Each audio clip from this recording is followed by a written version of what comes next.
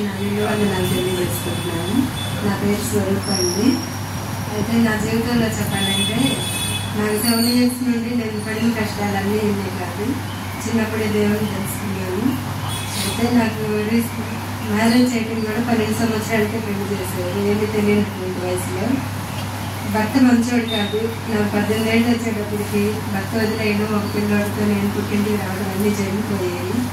అటువంటి పరిస్థితుల్లో మరి దేవుని కృప, ఆయన ప్రేమే నన్ను ఆదరించింది.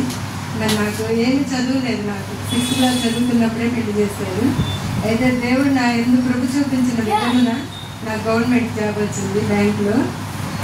మరి భర్త సరిగ్గా లేదు, తల్లిదండ్రుల వల్ల ఈ అమ్మాయికి సుఖం లేదని దేవుడికి తెలుసు కాబట్టి ఆయన బిడ్డను ఆయన చేయి విడవకుండా ఏమీ చదువులేనటువంటి నన్ను ఒక గవర్నమెంట్ ఎంప్లాయీగా నిలబెట్టాడు. నా బ్రతుకు నేను బ్రతకడానికి జాబ్ చేసుకుంటే మరి నా కొడుకుని కెమికల్ ఇంజనీరింగ్ చదివించుకున్నాను. మరి మ్యారేజ్ చేసేది ఎన్నో కష్టాలు, పెళ్లి వల్ల మా అమ్మతో కూడా కష్టాలు. బిడ్డలు తీసుకొని వేరుగా వచ్చినప్పుడు మరి ఎవరు కూడా మమ్మల్ని ఆదరించలేదు. దేవుని కృపే మమ్మల్ని ఆదరించి నిలబెట్టింది.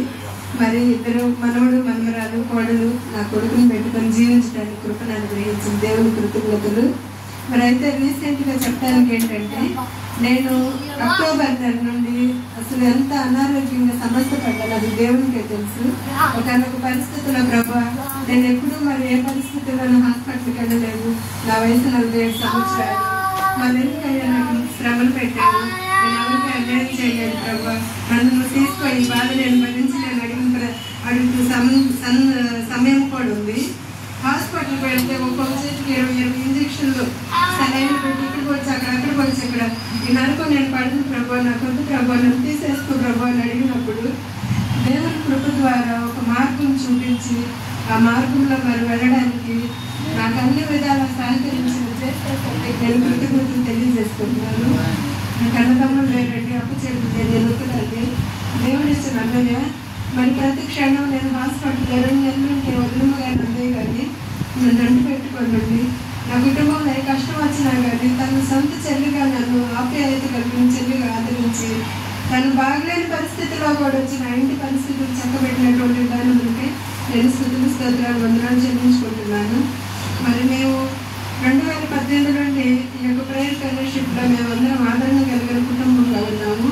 మరి దేవుడు నన్ను ఆశీర్వదించి నా కుటుంబాన్ని ఆశీర్వదించి మరి మా బాబుని కత్తరికి నడిపించినటువంటి విధానానికి కృతజ్ఞతాస్తులు చెల్లించుకుంటున్నాను.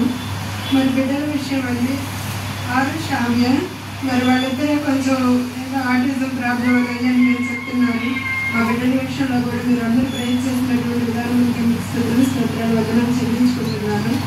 మరణ పడుకు నుండి నన్ను దేవుడు లేవనెత్తి మరొకసారి నాకు పునర్జన్మనిచ్చి నిలబెట్టినటువంటి విధానానికి నేను స్తుతులు స్తోత్రాలు వందనాలు చెల్లించుకుంటూ మీ అందరికీ నా నిండు వందనాలు తెలియజేసుకుంటున్నాను. అందరికీ ప్రైజ్ లాగండి. దేవుడి కొద్ది వాకింది ఈ చిన్న సాక్ష్యం దీవించి ఆశీర్వదించారు.